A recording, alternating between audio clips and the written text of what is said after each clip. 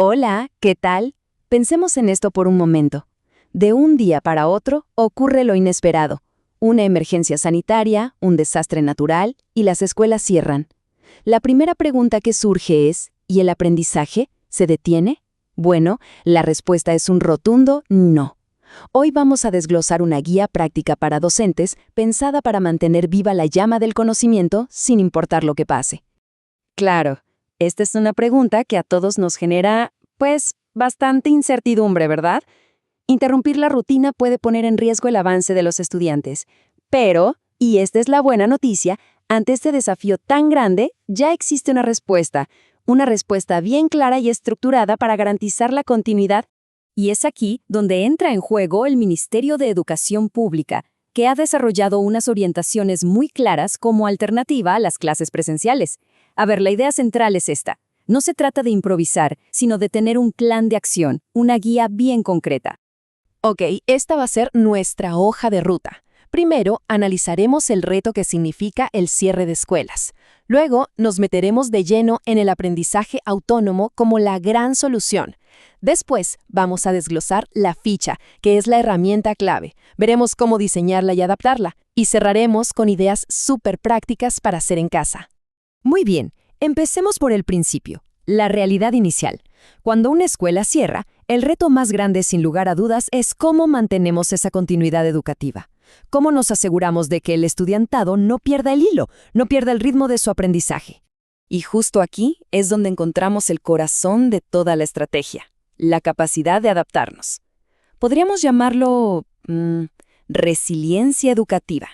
O sea, no se trata solo de aguantar el golpe, sino de tener un sistema que se recupera y que mantiene los entornos de aprendizaje bien fuertes. Entonces, si ese es el reto, ¿cuál es la solución pedagógica? Bueno, todo se centra en un concepto superpoderoso, el aprendizaje y el trabajo autónomo. Vamos a explorar qué significa esto exactamente. A ver, esta es la definición clave. Hablamos de actividades didácticas que la persona estudiante resuelve por su cuenta, sin tener al docente físicamente ahí. Y esto es fundamental, porque no se trata solo de una solución para una emergencia, es desarrollar una habilidad que va a servir para toda la vida. Ok, ya tenemos la estrategia, que es el aprendizaje autónomo. Ahora pasemos a la herramienta que hace que todo esto sea posible.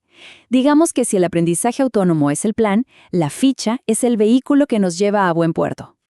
Exacto. Y ojo, la ficha es mucho más que una simple lista de tareas, ¿eh? Es el instrumento principal para que el docente pueda guiar, proponer actividades y evaluar el aprendizaje a distancia. Siempre, pero siempre, respetando el ritmo de cada estudiante.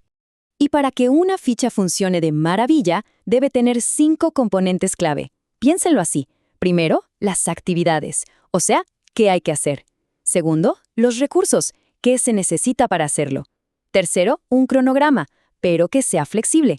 Cuarto, la evaluación, cómo se va a medir el trabajo. Y quinto, algo crucial, un espacio para la adaptación, pensando en las necesidades de cada estudiante.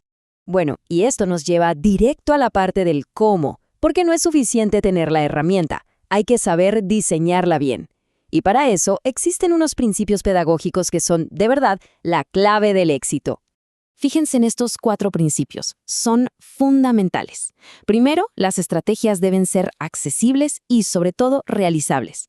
Segundo, es vital considerar el contexto particular de cada estudiante. ¿Tienen internet? ¿Qué materiales hay en casa?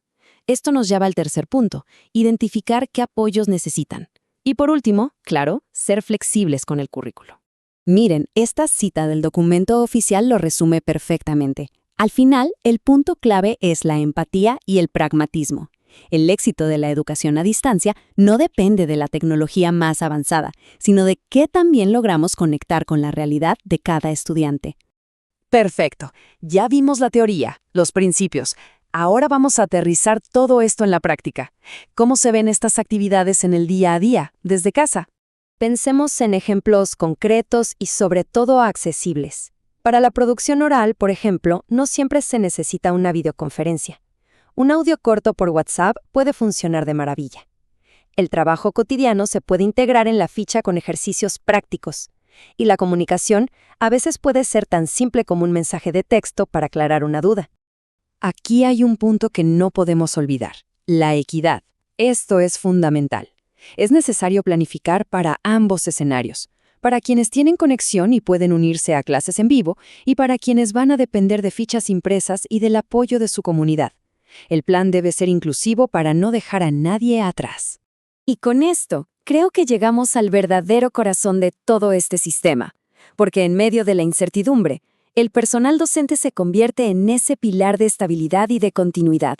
Su capacidad para diseñar, adaptar y acompañar es lo que define la resiliencia de todo el sistema educativo. Todo esto nos deja con una pregunta final, una reflexión que es muy importante. Más allá de la emergencia, estas estrategias nos abren una puerta. Entonces, la pregunta es, ¿cómo podemos transformar cada uno de estos desafíos en una oportunidad real para fomentar la autonomía del estudiantado? ¿Cómo usamos estas herramientas no solo para superar una crisis, sino para cultivar en ellos esa competencia tan valiosa de aprender a aprender, algo que les va a servir por el resto de sus vidas?